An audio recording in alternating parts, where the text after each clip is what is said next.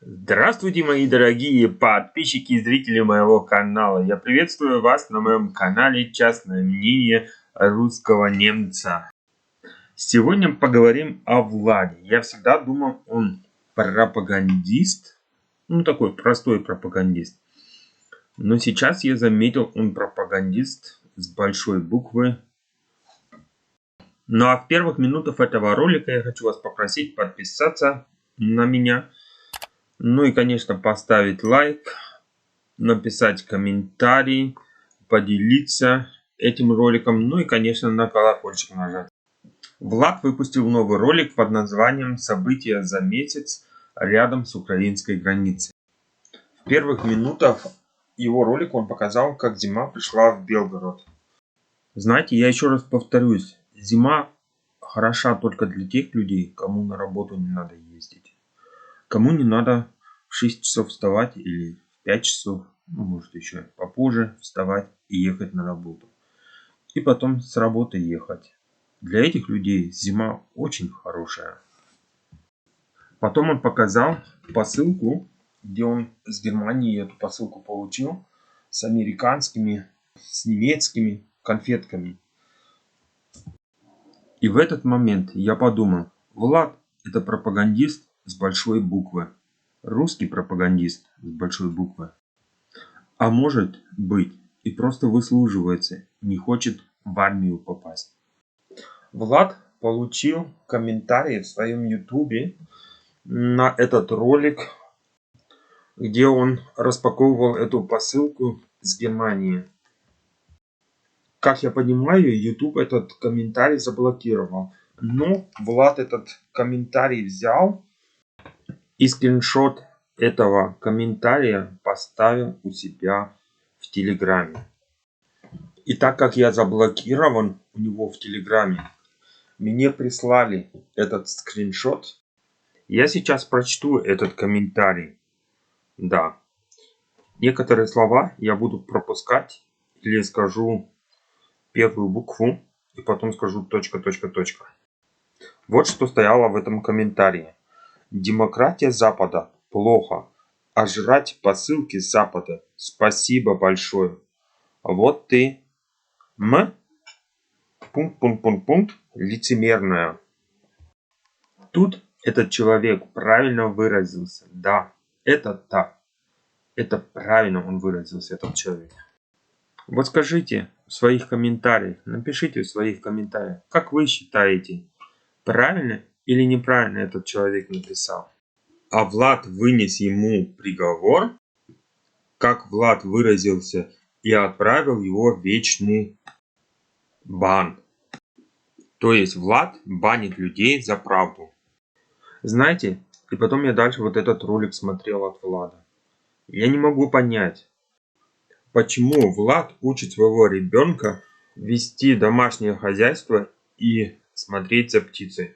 Вы понимаете, вот этого я никак понять не могу. Да, если бы они на этом деньги зарабатывали, я бы как-то мог бы это понять, что они деньги зарабатывают, что сын знает, что он имеет от этого.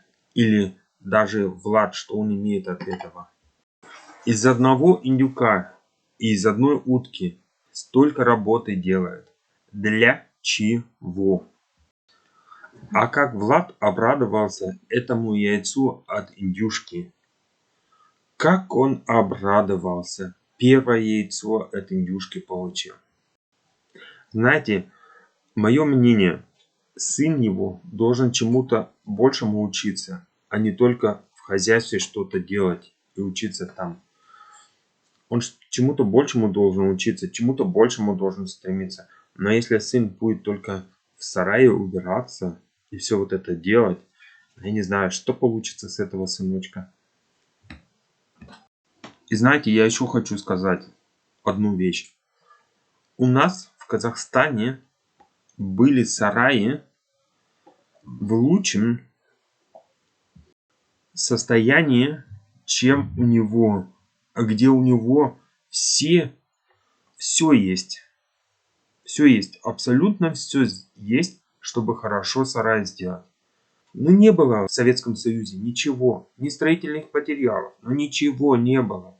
Но все равно мы как-то сараи делали так, чтобы они теплые были, чтобы они не замерзали, чтобы там просто было нормально животному жить.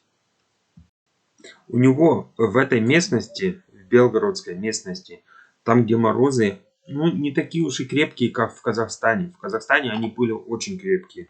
До минус 45 градусов доходил. Были такие морозы в Казахстане. Не говорите, что их не было, были. А в Белгороде, ну, сколько? Минус 10, минус 15. Это, наверное, самое большее. А у него замерзают мешки. Просто замерзают мешки с опилками и сеном.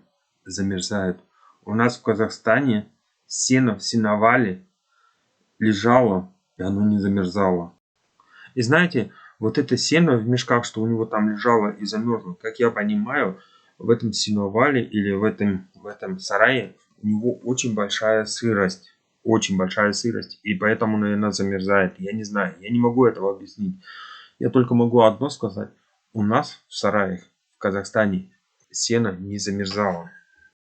Ну а с опилками это вообще мне было смешно, когда он это показал, что мол, опилки были мокрые и они замерзли.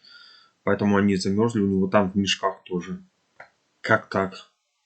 Как могут опилки замерзнуть в мешках? Опилки в мешках мокрые. Я вообще не могу понять, как так. Доски пилят всегда сухими. Я вообще не могу понять. Это мне никак не доходит. Как так? Ну, может, я просто уже чересчур долго живу в Германии и не понимаю русский менталитет, что можно и мокрые доски пилить. Ну, а потом внизу в субтитрах стояло ролик 3 января записан. И там он стал описывать, рассказывать, как в Белгород прилетели ракеты. Я не знаю, когда они там прилетели, но там прилетели вроде ракеты в Белгород. И как там пострадали люди в Белгороде. Да, пострадали люди в Белгороде. Тут он прав. Но опять же, я хочу его спросить, кто виноват, что это все началось? Кто виноват? Кто? И почему он ни разу не сказал, что в Украине тоже люди страдают, что люди эти страдают, еще больше страдают, чем в каком-то Белгороде. Понимаете? Я вам скажу только одно. Эту войну начала путинская Россия. И почему Влад ни разу не сказал, сколько людей пострадали на Украине из-за этого Путина, из-за этой войны? Почему он ни разу не сказал, ни разу не произнес этого? Почему он не поставил свечку? Почему он не признался? Да, я понимаю почему. Он прислуживается, чтобы не попасть в армию, чтобы ему шли деньги, потому что он такой человек. И правильно этот человек, который в комментарии написал, что этот человек, он просто лицемер. Да, он лицемер. Как сказал один классик, служить бы рад, прислуживаться тошно. А Владу прислуживаться, видимо, не тошно. А Влад знает, к какому классику принадлежат эти слова? Он же так все русское любит. Или это только на словах, что он русское любит? Вот это интересно. Знает он русскую литературу или только на словах он все русское знает и любит русское? Потом он сказал, что Запад хочет, чтобы россияне были рабами Запада. Вы знаете, Путин сделал из россиян рабов. Почему я так думаю? Потому что россияне сейчас никуда не могут поехать. Везде все дороги закрыты. Они могут только в России жить. И путешествовать только по России. И даже по России многим людям нельзя путешествовать, потому что если у них стоит, что они призывного возраста, и их могут мобилизовать или призвать в армию, то им тоже нельзя далеко отлучаться от своего дома. Ну а потом, когда Влад сказал, что Запад хочет всех поубивать, кто с мнением Запада не согласен, то я скажу, Влад, ты тут не прав. Запад не хочет никого убивать. А вот Россия, она начала людей убивать, потому что они ни одного мнения с Россией. Она начала людей убивать в Украине. Вот так оно. Ну а потом, Влад, когда ты показал церковь с катком внутри. Да? Ну да, каток внутри. Ну и что? Что тут такого? Они сейчас каток сделали, потом это все возьмут, уберут, и опять будет церковь. Что тут такого?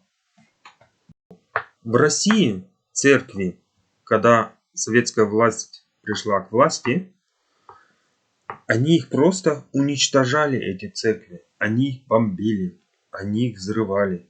Они, эти церкви, как склады, как конюшни. Ну, все такое, знаете. Так что не говори, Влад, что в Германии что-то с церквами не так. Понимаешь, Влад, в нормальных странах, цивилизованных странах относятся к церквям по-другому, а не как в России. Путин пользуется церквями для того, чтобы людей еще больше рабами сделать. В нормальных странах церковь отделена от государства. В Советском Союзе и в начале, когда произошла Россия, сегодняшняя Россия, было тоже так же. Но сейчас Россия и церковь это единое целое. И это плохо. Потому что Путин через церковь хочет свою махт, свою власть все больше и больше сделать. Ну а теперь я с вами попрощаюсь, пожелаю всего хорошего. Ну и, конечно, вас попрошу подписаться на меня, поставить лайк, написать комментарий, поделиться этим роликом. Ну и, конечно, на колокольчик нажать, чтобы вы знали, когда опять новый выпуск выйдет.